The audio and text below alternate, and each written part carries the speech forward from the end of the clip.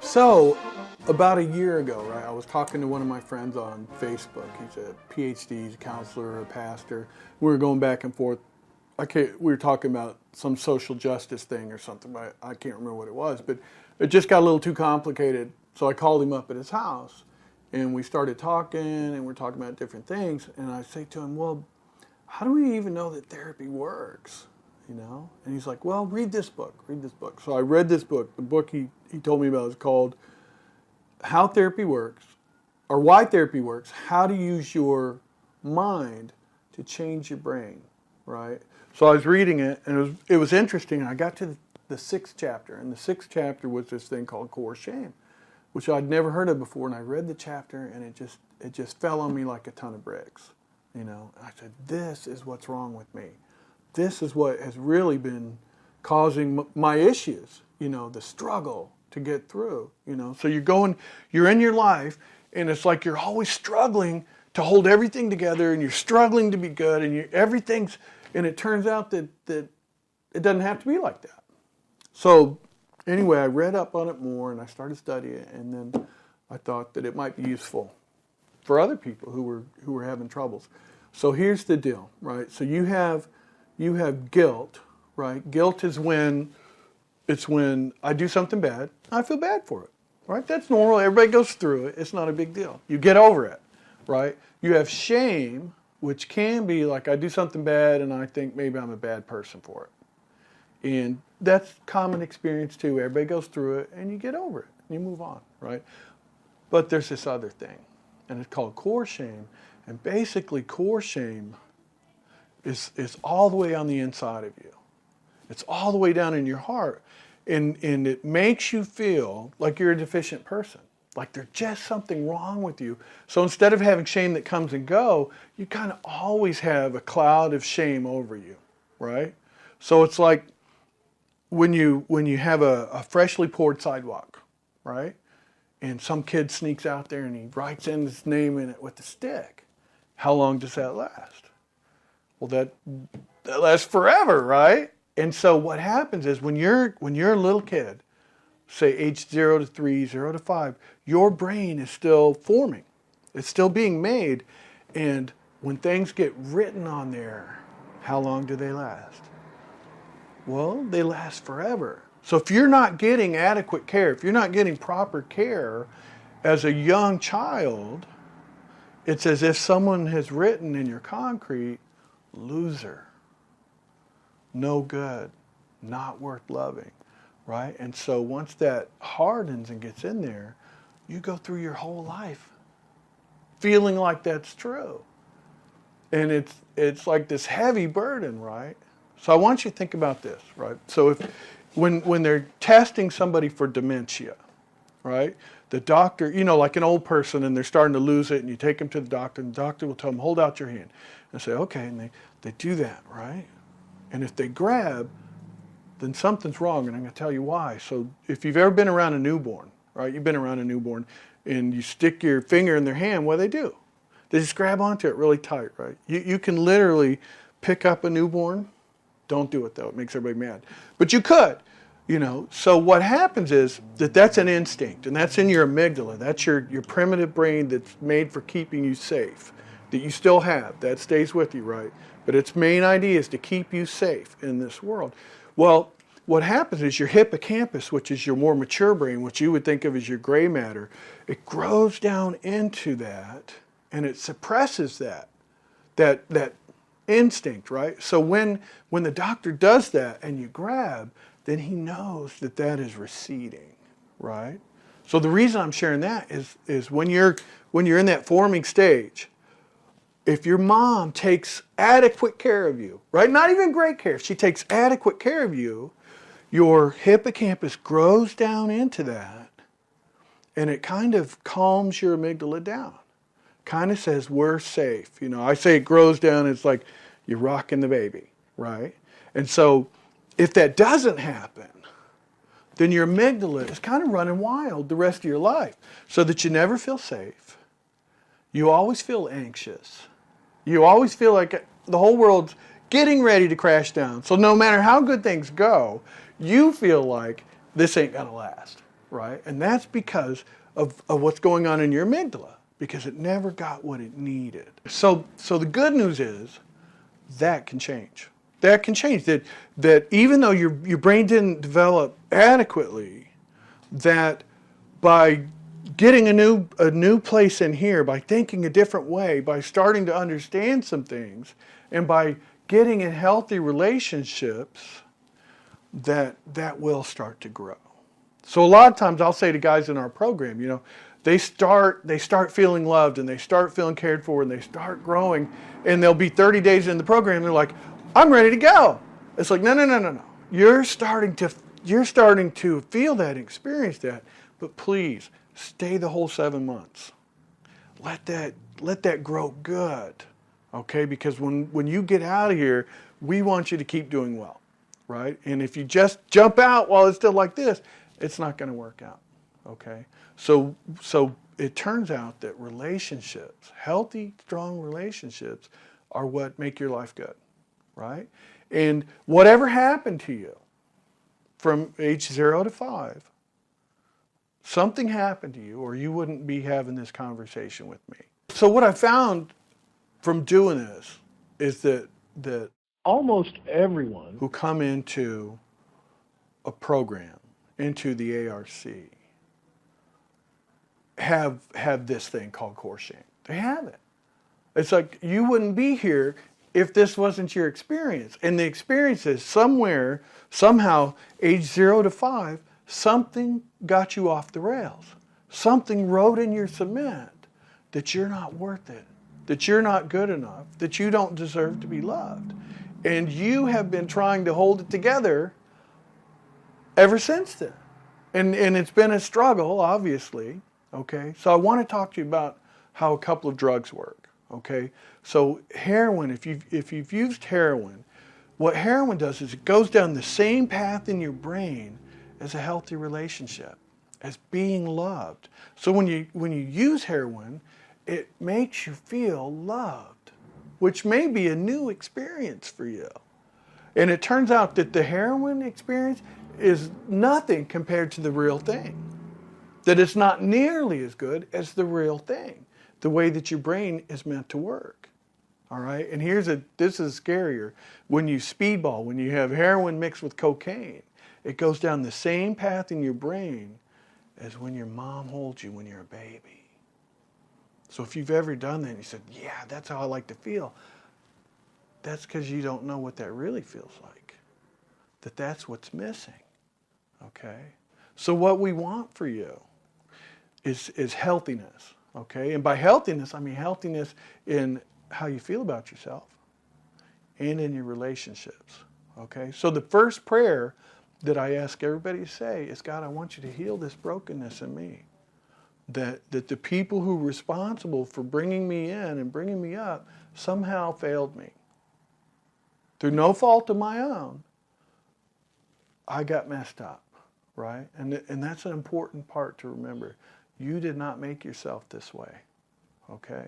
You did not make yourself this way. You are this way as a result of that early experience in childhood. And I don't know what it was. You know what it was. And we can talk about it if you want to. And it will help you. And I can talk about that in a minute. But really, you got to recognize that. So, you know, I know guys that come through, if your dad wasn't in the house, if your parents, if you weren't raised by both your parents, you probably have core shame. And I'm going to tell you why. When a parent is missing, the way that a young child perceives that, even though an adult would say, oh, I get it, he's in jail, he couldn't be there, you know, but the way a young child perceives that is, I'm not worth loving. Because if I was worth loving, he would be here. Even if your parent dies, you still feel that way. And it's just the nature of human beings. It's not through any fault of your own. It's just that's the way you're made. That you're really made to have both your parents caring for you at a reasonable level. And when that doesn't happen, then you're in trouble. Then you're off to the wrong start, and you spend your whole life trying to keep that a secret from people, trying to compensate for that or trying to medicate that yourself to try and feel right. Okay? That's all the bad news. Like I said before, the good news is God is happy to answer that prayer for you. He really is. Think about it. His word says that he longs to show you his favor. He's dying to help you. You need to ask him. You need to say, God, heal this in me. Heal this in me. And how do we fix that sidewalk? Do you know? You don't just pour more cement on top of it and then scrape it smooth. You know, you literally need to dig that up and pour new concrete, right? And so that's really what you're asking God for. The Bible says, unless a man be born again, right? And you need that. When you ask Jesus into your heart, this is what you're asking for. You're saying, give me a new heart. Give me a new life. Give me a new outlook. I need to be born again in a almost literal sense. That I need you to pour new concrete for me because they messed up the old concrete. And that's what I want you to ask for. Dear God, heal this in me. Okay? The second part of it is this, that I find holds a lot of people up, is that you can probably, no, I'll tell you the truth, when people come in here and they talk to me about this, I will talk to them and say, well, what was it like in your house growing up? And they'll say, it was great. It was great.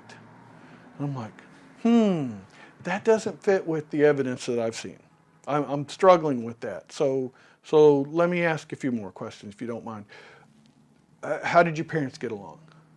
Well, they didn't get along at all. Well, what do you mean? Well, I don't even know who my dad was. Right? They'll tell me something like that. Or they'll say, oh, my dad was great. I was like, oh, he played with you? And no.